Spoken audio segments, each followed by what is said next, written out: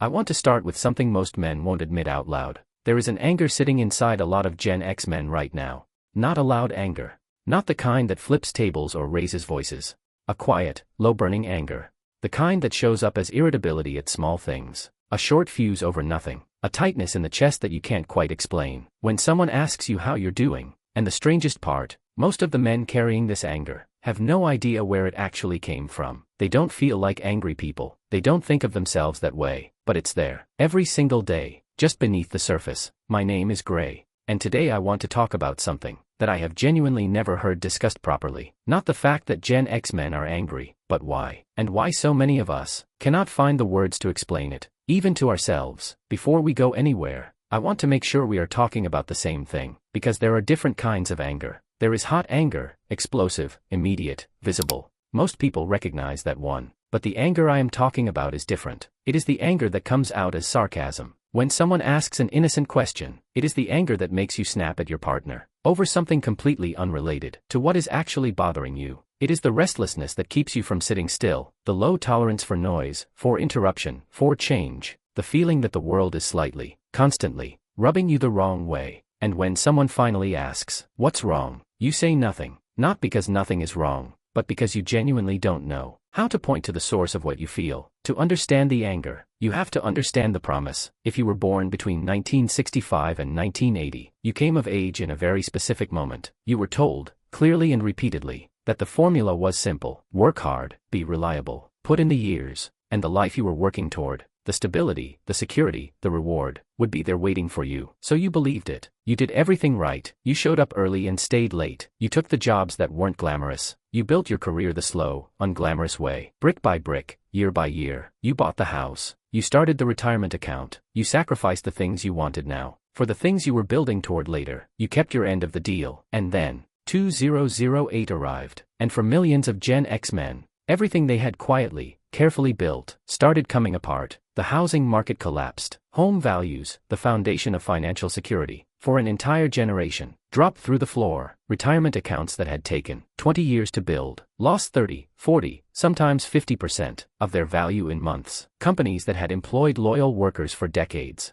started cutting those workers loose to protect their quarterly numbers. And the men who lost those jobs, men in their late 30s and 40s, discovered something devastating. The job market they re-entered was not the one they had left. It wanted younger. It wanted cheaper. It wanted people who could be paid less and managed more easily. The years of experience that were supposed to be an asset suddenly felt like a liability. Now I want you to sit with that for a moment. Not as a news story, not as economic history, but as something that happened to a specific man, maybe you, who had spent 20 years keeping his end of a promise that the world quietly decided it no longer needed to honor. That is not just financial loss, that is a betrayal. And betrayal, when it has nowhere to go, becomes anger. Here is where it gets complicated, because Gen X men don't process betrayal the way I just described it. We don't sit down and say, "I feel betrayed by the economic system. I feel angry that the promise was broken. I feel grief for what I built and lost." We don't have that language. We were not raised to name feelings. We were raised to handle situations. So when the financial crisis hit, when the house lost value and the job disappeared, and the retirement account emptied, we handled it. We found another job.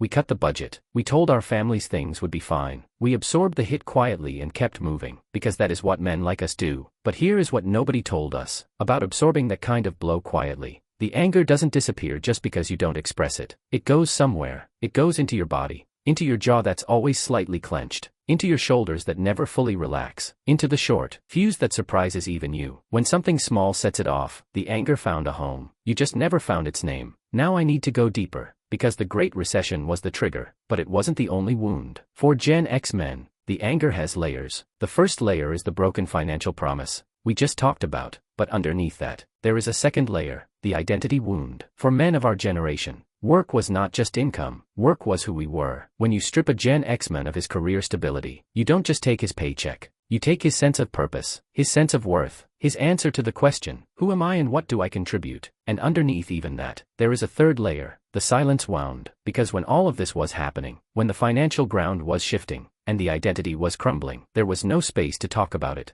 Let me be honest with you about what this costs. Unprocessed anger, the kind that lives in the body without a name, does real damage over time. It damages health. Chronic low-level anger and stress keeps the body in a permanent fight response. Blood pressure, sleep, immune system, all of it affected by an emotion you might not even consciously recognize you're carrying. It damages relationships, the people closest to you, your partner, your children. Feel the anger even when it has no clear target. They walk on eggshells without knowing why. They feel a distance they can't explain. They sense something unresolved in you, even when you are sitting quietly in the same room. And it damages you, because there is something deeply exhausting about carrying an emotion for decades that you cannot name, cannot explain, and cannot put down. It is like carrying a bag whose contents you are not allowed to look at. Heavy, constant, and completely invisible to everyone else. Here is what I wish someone had told me 20 years ago. Anger is almost never actually about the thing it looks like it's about. When you snap at someone in traffic, you are not angry about traffic. When you lose patience with your partner over something small, you are not angry about that thing. When you feel that constant low simmer of irritation with the world, you are not angry at the world. You are angry about something specific, something real, something that happened to you probably years ago that you never got to be angry about properly because there was no space for it. The recession, the career that got derailed, the years you gave to something that didn't give back, the version of the future you were building that quietly stopped being available to you. That is what the anger is about. And the moment you can name it, really name it, to yourself, honestly, something shifts, because named anger is something you can actually work with. Unnamed anger is something that works on you for the rest of your life, whether you want it to or not. So what do you do with this? I'm not going to give you a list of steps. That's not how this works, but I will tell you what I've learned from living this, and from talking with men who are living it right now. The first thing is simply this: acknowledge that the anger is real, not as a character flaw, not as something to be ashamed of, but as a completely understandable response to real things that happened to you. You were part of a generation that worked hard, followed the rules, and got hit harder than almost anyone else by forces completely outside your control. You are allowed to be angry about that. The second thing, find one person you can say that to out loud, not to vent, not to blame, just to say, there are things that happened in my life that I never fully processed, and I think I've been carrying them in ways I didn't even realize. That sentence, said out loud to one real person, is worth more than years of silent carrying. The anger you carry is not who you are. It is the residue of a life lived hard, under pressure, in silence, with no permission to fall apart, and no one showing you how to process what falling apart even means. You kept going. You always kept going, and there is real honor in that. But keeping going doesn't mean you have to keep carrying this. The anger has a source, it has a name, and it has been waiting, probably for longer than you realize, for you to finally turn around and face it. Not to be destroyed by it, but to understand it, and in understanding it, to finally, after all these years, put it down. My name is Gray. Take care of yourself, and I'll see you in the next one. Subscribe for more.